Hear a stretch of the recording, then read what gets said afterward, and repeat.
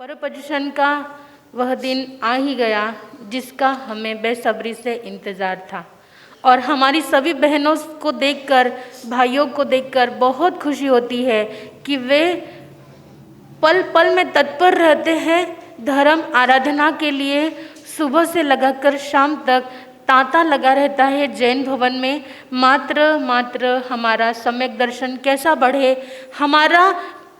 हमारे कर्म कैसे क्षय हो, नए पुण्य उदय के कर्म कैसे बढ़े, इसी की दृष्टि में सभी भाई बहन, छोटे बालक, वृद्ध, सभी का यही रहता है सुबह से शाम तक। और यह सब कुछ देखते हुए मुझे बड़ी खुशी होती है कि मेरा जैन धर्म आगे बढ़ रहा है, आगे बढ़ रहा है, आगे बढ़ रहा है।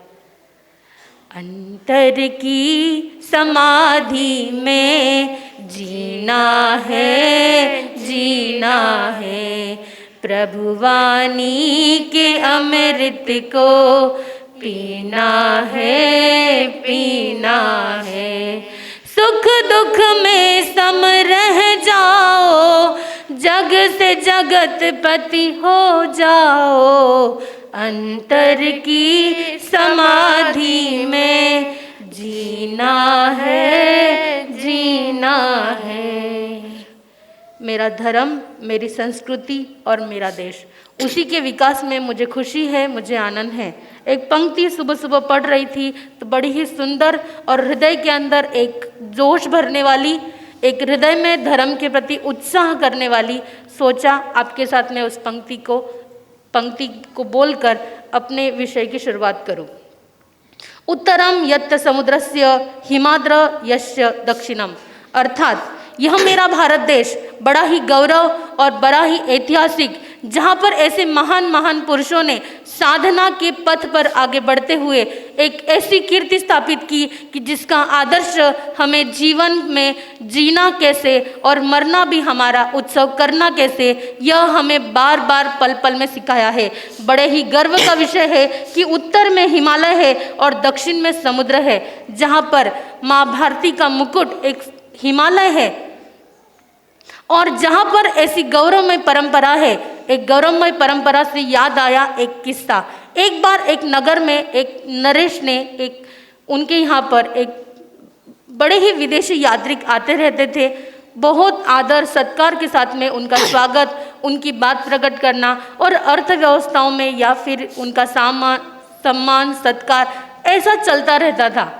एक दिन की बात है, उस नरेश के दरबार में एक चाइनीज अपना सामान लेकर वहां पर पहुंचा। सामान क्या, एक फूलदानी थी। फूलदानी इतनी सुंदर नक्शीदार थी कि जिसकी बात ही क्या। वह व्यक्ति अपनी फूलदानी की प्रशंसा करने लगा, वहां के कारीगरों की प्रशंसा करने लगा और फूला न समाया। नरेश ने कहा, यह फूलदानी बड़ी ही अच्छी है, सुंदर है, पर मेरे यहाँ के कारीगर भी कुछ कम नहीं है। जिस तरह से उस फूलदानी को व्यक्ति पेश कर रहा था, उसका व्यापार कर रहा था, उसे बताने की कोशिश कर रहा था, राजा ने उस फूलदानी को हाथ में लिया और हाथ से छोड़ दिया। जान के छोड़ा या हाथ से छूटा पता नहीं, पर वो फूलदानी जैसे छूटी वो चूर चूर कर राख हो गई। माटी के किन किन, मट्टी की थी वो, माटी के कण कण उस सभा भवन में बिखर गए। वह व्यक्ति राजा को देख रहा है, राजा उस व्यक्ति को देख रहा है। उस व्यक्ति के मन में बड़ा ही क्रोध आया कि राजा ने ऐसा नहीं करना चाहिए था। इतनी सुंदर नक्शीदार जो फूलदानी थी उसे नहीं तोड़ना था या उसकी हिफाजत अच्छे से करनी चाहिए थी। राजा ने अपने पास में बैठे हुए मंत्री को आदेश दिया और कहा कि जाओ और मेरे शयन कक्ष में एक फूलदानी रखिए, वो लेकर आओ।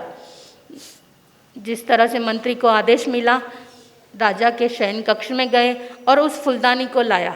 उस फूलदानी के ऊपर बंधुओं 100 चोटें मारी गई। कितनी? 100 चोटें मारी गई, परंतु उस फूलदानी को कुछ नहीं हुआ। और जब बाजार में उसे बेचकर आया गए तब उसकी कीमत अधिक बढ़ गई थी, क्योंकि वह फूलदानी तांबे की थी। बंधुओं, उस फूलदानी से हमें लेना देना नहीं है, उस मट्टी के नक्शीदार की फूलदानी से हमें लेना देना नहीं है। लेना देना बस केवल इतना है कि वह तांबे की फूलदानी, उसे चोटें भी मारी गई, उसे पटका भी गया, फिर भी उसकी कीमत अधिक बढ़ गई, क्योंकि वह फुलदानी मेरे देश की थी, मेरे राज्य की थी या मेरी भारत की थी। मेरी भारत की संस्कृति इसी तरह है कि उसे कितनी चोटें मारी जाए, उसे कितना तोड़ने का प्रयास किया जाए, परंतु वह टूटेगी नहीं, अपितु उसकी कीमत अधिक बढ़ जाएगी। उसी तरह मेरे जिन शासन, मेरा महावीर का शासन भी है, उसे तोड़ने का, जोड़ने का, मरोड़ने का काफ़ी प्रयास काफ़ी लोग करते हैं, परंतु बंधुओं मेरा परमात्मा का जो सिद्धांत है वह कैसा है? वैज्ञानिक है। एक बार की घटना है, हमारे बीड़ की ही है। एक 10 वर्ष का बच्चा गुरनीसा के पास आया और कहने लगा कि गुरुदेव मेरा आज गणित का पेपर है। गुरनी जी ने कहा यह काय के लिए आया है? ये आशीर्वाद लेने के लिए आया है कि इसका पेपर अच्छा जाए, ये पेपर में अच्छे नंबरों से पास हो जाए और परीक्षा में अच्छे नंबर लाए। उस महाराज साहब का उद्देश्य क्या था कि इसको अच्छे नंबर आए और यह अच्छे मार्क्स से पास हो जाए। पर बंधुओं बड़े ही गौरव का विषय है, उस छोटे से 10 साल के बच्चे की जो मेंटलिटी थी वो यह थी कि महाराज साहब मुझे यह डर नहीं है कि मेरा गणित का पेपर है, मैं नापास हो जाऊँ या पास हो जाऊँ, बस मुझे मेरी आपसे आशीर्वाद लेने की बस मेरी यही इच्छा है कि बस मैं जब पेपर लिखूं, उसका 2:30 बजे 3 बजे का पेपर था, वो 2:30 बजे यहाँ पर आया था, बस आधे घंटे का समय था, पेपर चालू ही होने वाला था। उस बच्चे ने कहा कि मेरी बस ऐसी इच्छा है कि जब मैं पेपर लिखूं तब मेरे मन के अंदर कॉपी करने के विचार न आए। बंधुओं बड़े ही गर्व का विषय है कि मेरा जैन बंधु, मेरा जैन बालक यह विचार करता है कि मेरे हृदय के अंदर पाप करने के विचार तक न आए। ऐसा मेरा जिन शासन, ऐसा मेरा धर्म। बड़े ही गर्व होता है मुझे कि जब तक संस्कृति तब तक आस है, जब तक संस्कृति तब तक आस है। बिना संस्कृति तो मानवता का विकास है, बिना संस्कृति तो मानव का विकास है। आप सभी परपोजिशन के अंदर धर्म आराधना कर रहे हैं, इस उदाहरण से अपने जीवन को क्या कर लेना, सुधार लेना कि हमारे मन के अंदर भी यह विचार ना आए कि महाराज साहब आप मुझे बुद्धि दो और मैं परीक्षा में अच्छे से अच्छे नंबर से पास हो जाऊँ, अपितु नहीं, मेरे मन के अंदर, मेरे विचारों के अंदर, मेरी आत्मा के अंदर ऐसा विचार ना आए कि मैं पाप करूं या मेरे वजह से पाप कर्म बढ़े या मेरी बुद्धि ऐसी हो जाए। बंधुओं हम सभी भी परपोजिशन में यही आराधना करेंगे, यही उपासना करेंगे और हमें जैन होने का गर्व होना चाहिए। हमारी संस्कृति उस नक्शीदार मिट्टी के या फिर वो चाइना के, वो चाइनीज़ जैसी फुलदानी जैसी नहीं है कि जिसे कोई आए और उसे तोड़ कर चला जाए। मेरी संस्कृति, मेरा भारत, मेरा जिन शासन उस तांबे की फुलदानी की तरह है, भले ही उसे कितनी भी चोटें पड़े परंतु वह अपनी कीमत कम नहीं अपितु बड़ा ही देगा। बस इतना कहकर अपने वक्तव्य को पूर्ण करती हूँ। बोल भगवान महावीर स्वामी की।